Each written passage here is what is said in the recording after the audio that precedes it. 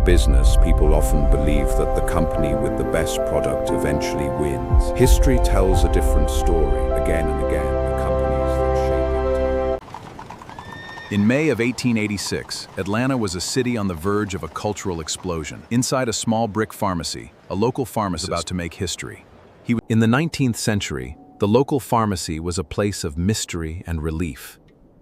Here, early pharmacists meticulously prepared remedies by hand.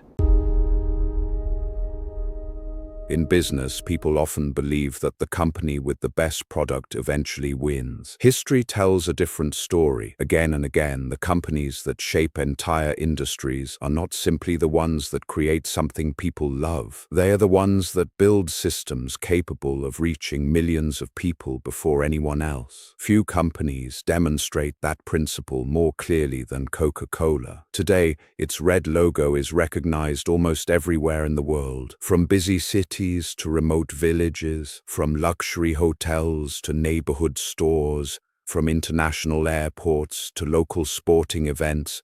The product seems to be everywhere. Most people assume that happened because Coca-Cola created an unforgettable drink. But that wasn't the decision that built the empire. The real decision was far less obvious.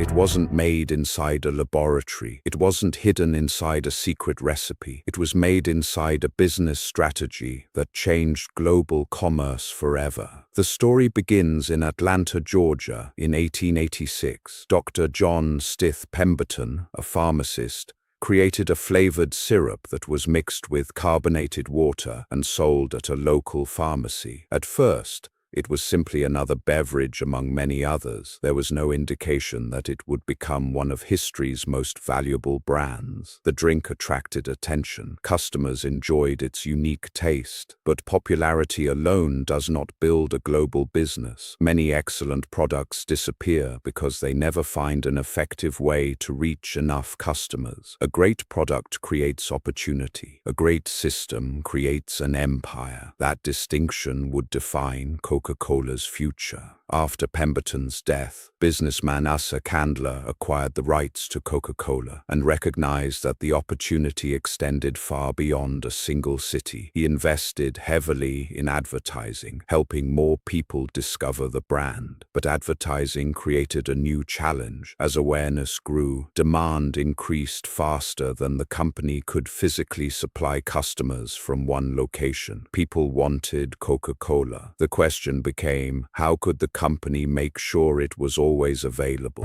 That question would lead to one of the most important business decisions ever made. At the end of the 19th century, Coca-Cola adopted an approach that was remarkably different from what many businesses considered normal. Instead of trying to build and operate every bottling facility itself, the company licensed independent entrepreneurs to bottle and distribute Coca-Cola in their own territories under strict quality standards. It was a simple idea, but it changed everything.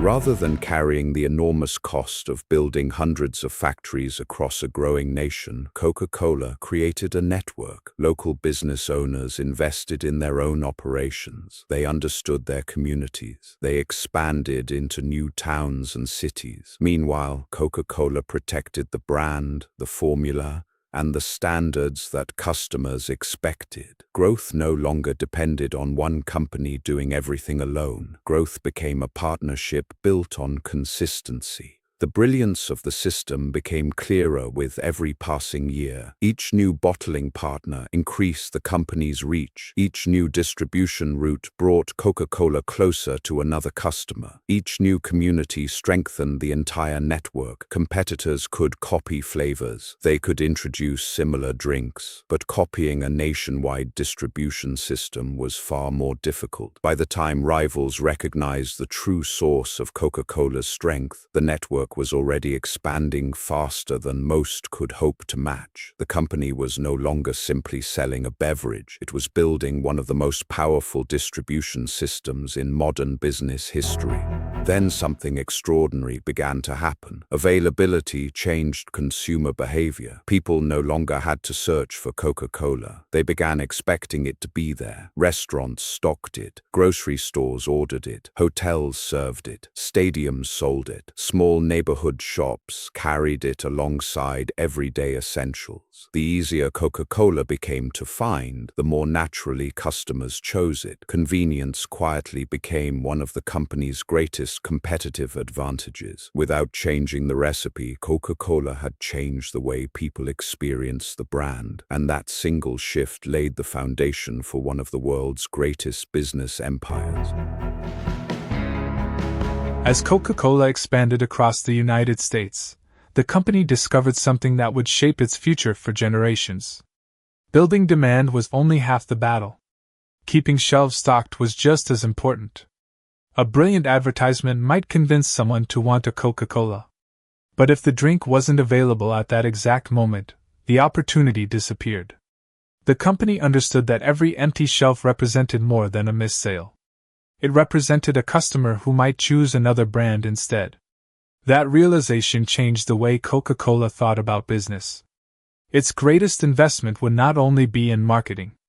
It would be in making sure the product could be found almost anywhere people looked. Over time, the bottling network expanded beyond American cities and into international markets. Each new country brought different languages, different cultures, and different consumer preferences. Yet Coca-Cola resisted the temptation to reinvent itself for every market. Instead, it protected the parts of the business that mattered most. The formula, the quality standards, the visual identity, the customer experience. Local bottling partners understood their own communities. But the brand remained unmistakably Coca-Cola. That balance between local execution and global consistency became one of the company's greatest competitive strengths. Customers could travel thousands of miles from home and still recognize the familiar bottle waiting on a shelf. Trust followed familiarity. And familiarity followed consistency. As the decades passed, competitors emerged one after another. Some offered lower prices. Others introduced new flavors. Many invested heavily in advertising. Yet matching Coca-Cola's scale proved far more difficult than creating another soft drink. The real challenge wasn't producing a beverage. It was building relationships with retailers, maintaining reliable supply chains, managing thousands of bottling operations, delivering products efficiently to millions of stores. That invisible system required decades of investment, coordination, and discipline. It couldn't be copied overnight. The company's competitive advantage was no longer inside the bottle. It was inside the network. This is one of the most overlooked lessons in business history. Consumers often notice the product. Investors often notice the profits. But business builders study the system that connects the two. Coca-Cola's distribution network became a powerful competitive advantage because it solved a problem that every growing company eventually faces. How do you serve more customers without losing consistency? The answer wasn't simply producing more. It was designing a structure capable of growing without sacrificing reliability. Every delivery truck, every warehouse, every bottling partner, every retail relationship, each one strengthened the entire business. One connection made the next connection more valuable. The system became stronger as it expanded. The lesson reaches far beyond the beverage industry.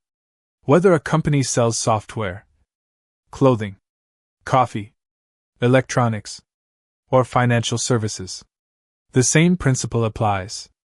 A great product may earn attention, but a dependable system earns trust. And trust creates loyalty. The world's most successful companies understand that growth isn't simply about increasing sales. It's about increasing the ability to deliver the same promise again and again. That is why companies like Amazon invested in fulfillment. FedEx invested in logistics. McDonald's invested in standardized operations. And Coca-Cola invested in distribution. Different industries. The same principle. Build a system that customers can rely on. Dr. John Pemberton created the drink. Asa Candler expanded the business. Generations of leaders strengthened the brand. But the decision that transformed Coca-Cola into a global empire wasn't hidden inside a secret recipe. It was hidden inside a system. A system that made one simple promise. Wherever customers wanted Coca-Cola, They could usually find it. Because products create interest. Advertising creates awareness. But distribution creates availability. And availability creates habit. When that habit is supported by trust, a company becomes more than a successful business. It becomes part of everyday life. That is the decision that built one of the world's most valuable brands. Not by creating the perfect drink, but by building a system capable of placing that drink within reach of billions of people. Because products can make a company famous. But systems build empires.